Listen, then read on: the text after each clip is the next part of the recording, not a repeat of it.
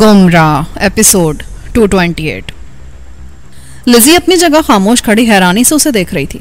हैरत उसे इसी बात पर होगी कि अभी चंद सेकंड पहले उसने जिस शख्स को जख्मों से चूर पड़े देखकर मुझे उसकी मजीद मरम्मत करने से रोका था, वो दोबारा किस तरह मेरे मुकाबिल आ खड़ा हुआ था। उसके लड़ने के अंदाज और तेजी तरारी को देखकर कोई ये नहीं कह सकता था कि अभी चंद ही लम्हे कबल वो अपने सर, चेहरे और सीने पर बेशुमार ज़रबे खा चुका है। हम दोनों एक दूसरे के मुकाबिल खड़े खूंखार नजरों से एक दूसरे को देखते हुए हमले के लिए पर तोल रहे थे। अचानक उसने मुझ पर झपटने के अंदाज में अपनी जगह से हरकत की। मैं तेजी से खुद को बचाने के लिए एक जाने भट गया, लेकिन उसने मुझे धोखा दिया था। अंदाज उसका ऐसा ही था जैसे वो मुझ पर झपटना चाहता हो, लेकिन मेरी तरफ आने के बजाय उसने लिज़ी को ज्यादा बोचा। शायद उसका ख्याल होगा किस तरह वो मुझे अपने सामने झुकने पर मजबूर कर देगा या लिज़ी को ढाल बनाकर वहां से भाग निकलने में कामयाब हो जाएगा, मगर उसकी ये ख्वाहिश दिल में ही रह गई। उसने जैसे लिज़ी को अपनी गिरफ्त में लिया, लिज़ी ने ना जाने क्या किया कि वो उछलकर दूर जा पड़ा। बस यूं लगा था जैसे किसी ताकतवर स्प्रिंग ने उसे उछाल दिया हो। वो नीचे पड़ा हैरत से लिज़ी को देख रहा था।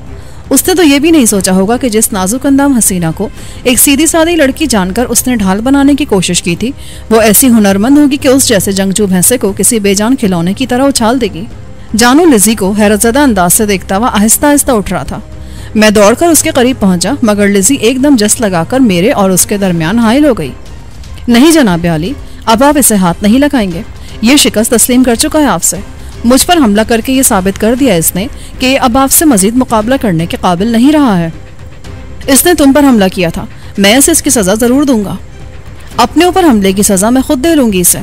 औरतों पर हाथ उठाने वालों से लड़ना मर्दों की तौहीन है जनाब अली। ऐसे आदमी से औरत ही लड़ती अच्छी लगती है।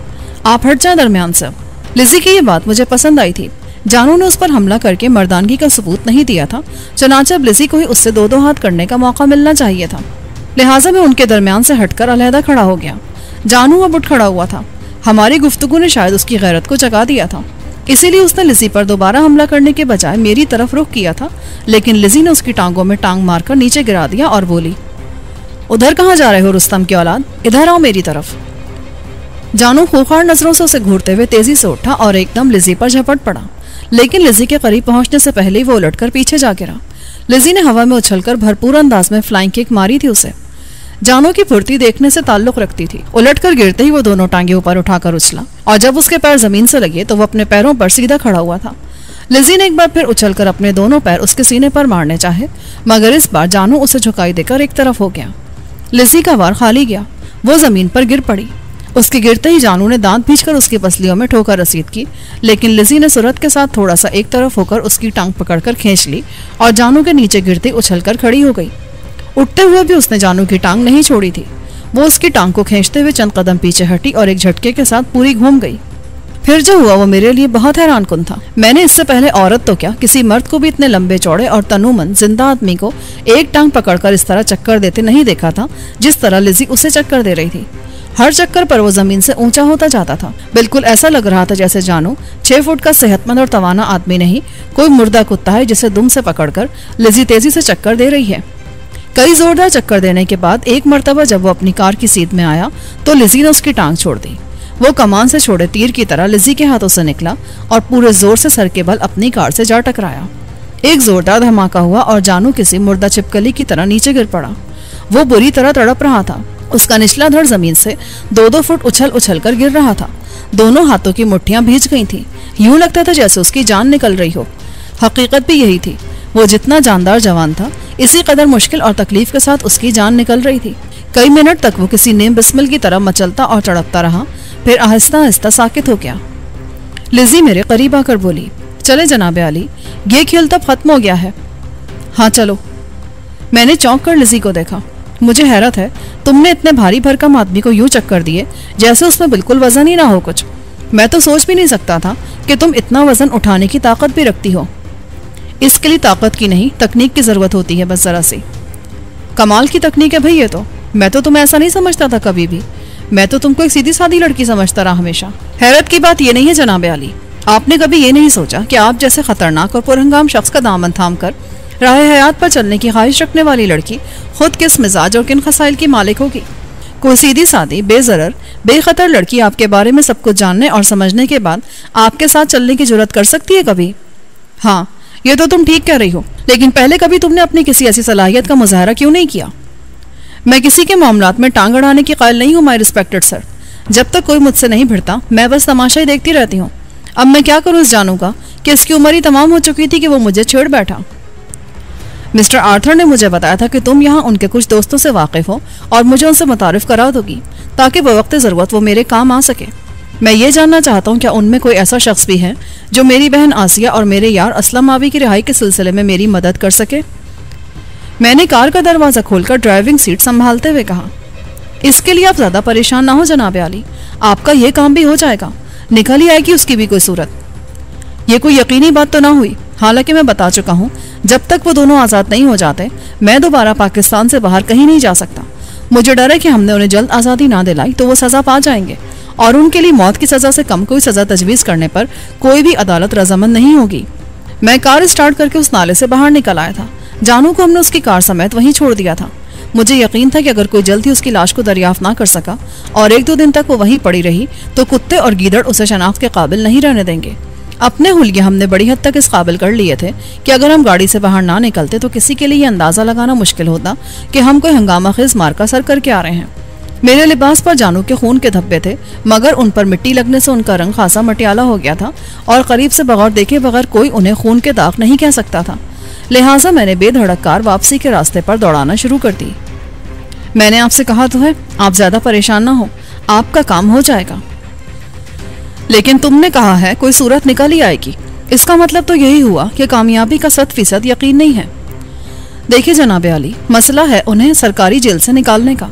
अगर किसी की निजी कैद में होते वो लोग तो कैद करने वालों को निस्तो नाबूद करके भी उन्हें निकाला जा सकता था, लेकिन जेल में तो ऐसा नहीं किया जा सकता। वहां तो दूसरे जराए ही इस्तेमाल किए जा सकते हैं। अगर उसमें नाकामी हुई तो कोई और रास्ता भी तलाश किया जाएगा, मगर फिर भी यकीन से नहीं कहा जा सकता कि कामयाबी हो ही जाएगी।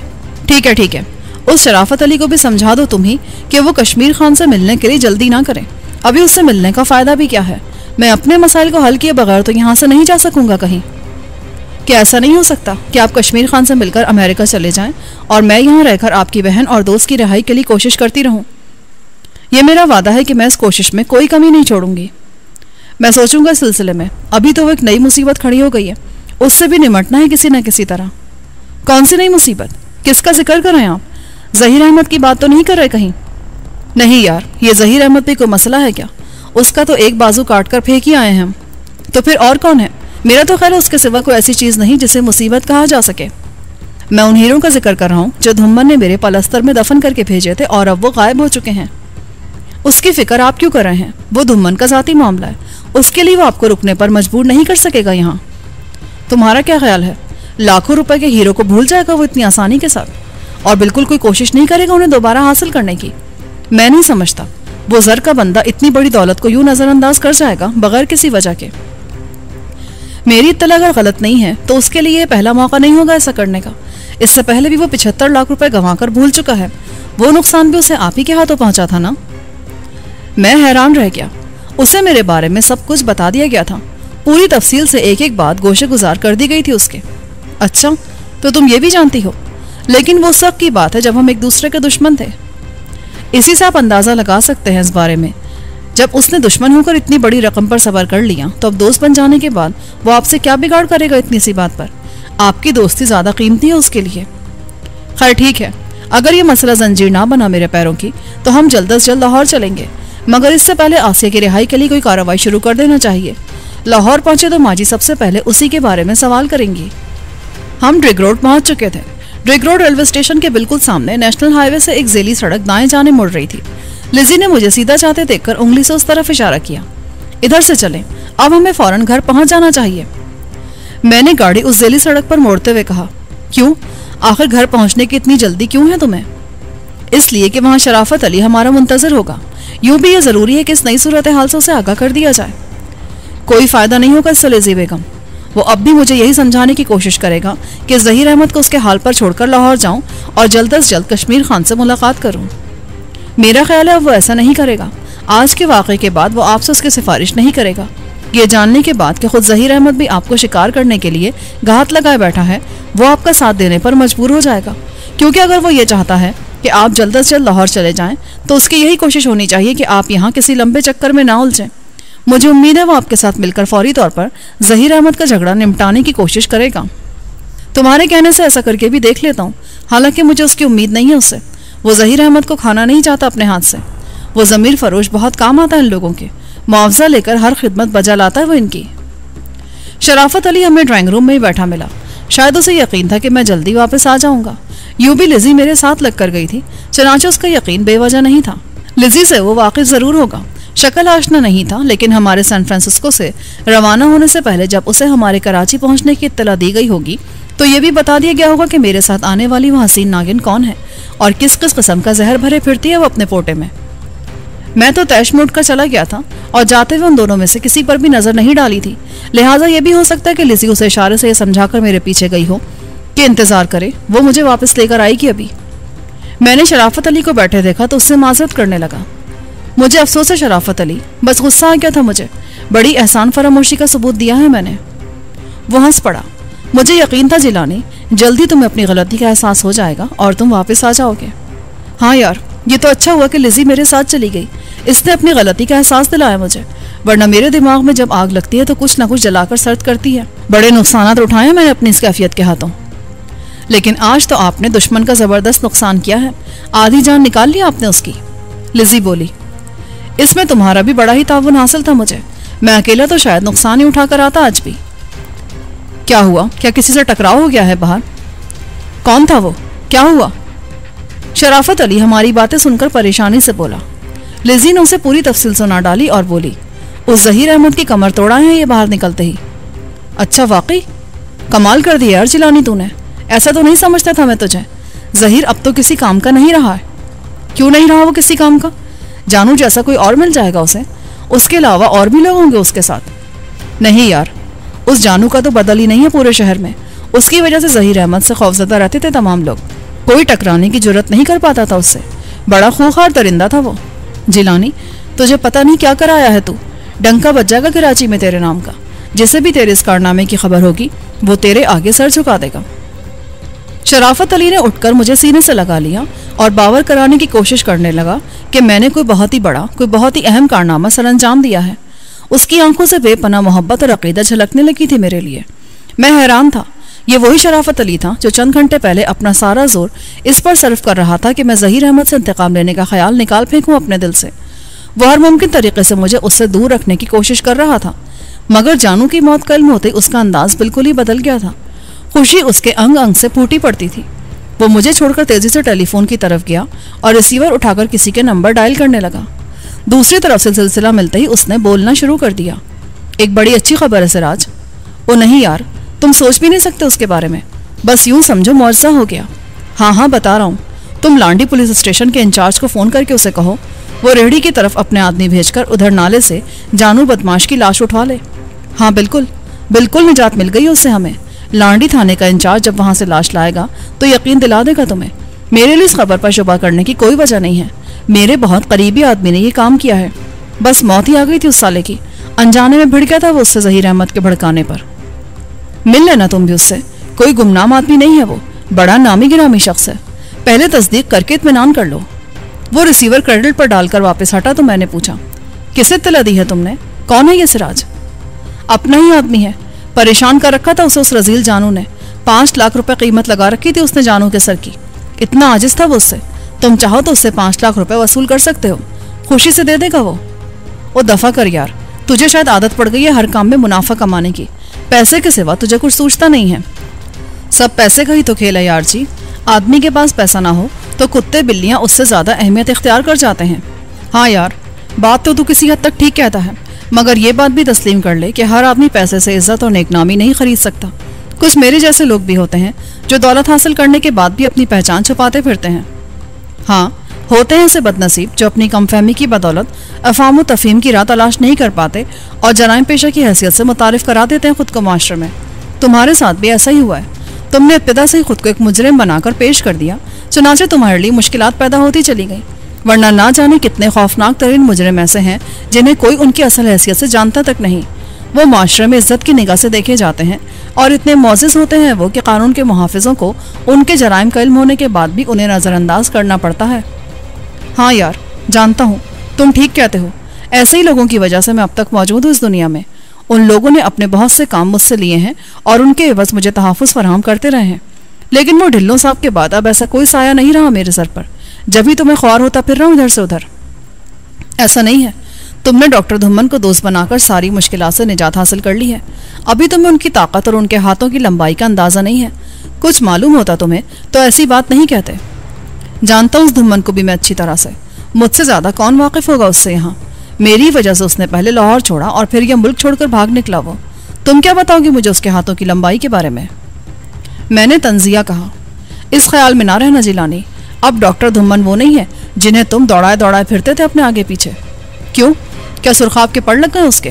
तुम्हें इससे कुछ अंदाज़ा नहीं हुआ कि उसने वहाँ चौथे बर्रे-आज़म में बैठे बैठे तुम्हें लाहौर से पार्सल बनाकर बुला लिया अपने पास, और फिर सारी दुश्मनियाँ धोकर दिल से तुम्हारे दोबारा इसी तरह यहाँ भेज दिया जिस तरह बुलवाया था। मैंने शराफत से कहा, हाँ यार, उसने सचमुच बड़ा एहसान किया है। आंखें वाह कर दी उसने मेरी, एहसास दिलाया है मुझे कि मैं अब तक अपनी ज़िंदगी यूं ही बेमकसद ख्वारी में बसर कर रहा हूँ। मैं नगर नगर डगर डगर आवारा फिरते फिरते मंजिल का निशान गुम कर बैठा था। उस धुम्मन ने अमेरिका बुलाकर मुझे मेरी मंजिल का पता दे दिया है। उसकी दुश्मनी ने तो मुझे कहीं का नहीं रखा था। अपने चेहरे के नक़ूश छुपाए फिरने के सिवा कोई काम नहीं रहा था मुझे। इस दोस्ती को कायम रखोगे तो फ़ायदे में रहोगे जिलानी। दुश्मनी में नुकसान के सिवा कुछ हाथ नहीं आता किसी के। हाँ, तू ठीक कहता यार जी, यही तजुर्बा हुआ है मुझे भी ज़िंदगी में। बहुत थक गया हूँ मैं दुश्मनियाँ पालते पालते। अच्छा, अब मैं जा रहा हूँ, शाम को आऊँगा। कहीं जाना हो तो गाड़ी मौजूद है गैराज में, लेकिन जहाँ भी जाओ मदाम को साथ ज़रूर ले जाना। अकेले नहीं निकलना घर से। ऐसा मालूम होता है हंगामे तुम्हारे इंतज़ार में बाहर लाइन लगाए खड़े हैं, निकलते ही टूट पड़ते हैं तुम पर। हाँ यार, लगता तो ऐसा ही है। वैसे अब मैं बाहर निकलने में एहतियात करूँगा। एक बात तो बता, वो मोहम्मद अली सोसाइटी की उस कोठी की खबर ली तूने जहाँ से मुझे और लिज़ी को निकाला था तूने? हाँ, वो कोठी अब दोबारा आबाद हो गई है। कुछ गैर मुल्की नजर आते हैं वहाँ। कौन है ये मालूम नहीं किया मैंने। मालूम करना चाहिए था मेरे भाई तुझे उनके बारे में। उन हीरों का सुराग वहीं से मिल सकता है। चुनांचे इस कोठी में आने जाने वालों और वहाँ के मकीनों के मुतालिक पूरी मालूमात हासिल करनी चाहिए हमें। मेरा ध्यान नहीं गया था उस तरफ। ये मालूम होने के बाद कि वहाँ गैर मुल्की आ गए हैं, मैंने नज़रअंदाज कर दिया था उसे। अब छान पटक कराऊंगा उन लोगों की। हो सकता है उनका ताल्लुक भी उन्हीं लोगों से हो जो पहले इस्तेमाल करते रहते उस कोठी को। हाँ, यही मतलब था मेरा भी। उसे नज़रअंदाज नहीं करना चाहिए। वो लोग जो इस बात से वाकिफ़ थे कि मैं किस तरह, किस नाम से और कब यहाँ पहुँच रहा हूँ, वो मेरी आमद का सबब भी जानते होंगे। वो हर वक्त नुकसानदेह साबित हो सकते हैं हमारे लिए। कमाल है यार, तूने उन्हें बिल्कुल ही हकीर जानकर भुला दिया। मुसीबत बन जाएंगे वो किसी भी घड़ी। ओह शराफत अली, ये तो तुमने बहुत बड़ी गलती की है। ऐसा नहीं करना चाहिए था तुम्हें। मालूम तो करना चाहिए था उनके बारे में आखिर कि वो कौन लोग हैं और क्यों हमें उचक्कर लेकर थे दरमियान से। उनके अज़ाइम क्या थे और दुश्मनी क्या थी उन्हें हमसे। लिज़ी भी खामोश न रह सकी। वेरी सॉरी मदाम, ये बड़ी गलती होगी मुझसे। बहरहाल कल तक आपको उनके बारे में तमाम मालूमात मिल जाएंगी। शराफत अली जिस कदर अदब व एहतराम के साथ मुखातिब होता था लिज़ी से, उस पर आज पहली बार तवज्जो दी थी मैंने।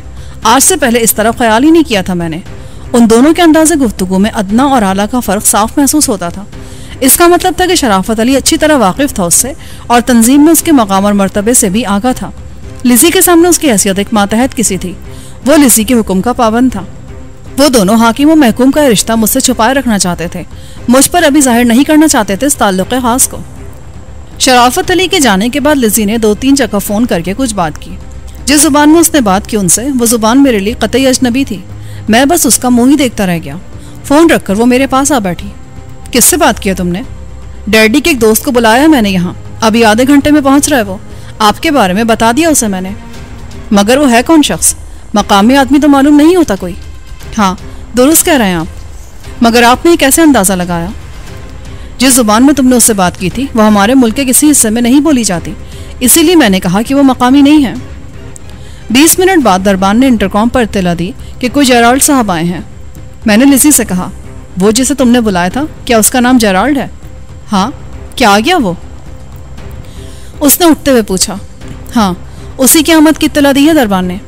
अच्छा, मैं लेकर आती हूँ उसे जाकर। आप बैठे। ये कहते हुए वो बाहर निकल गई।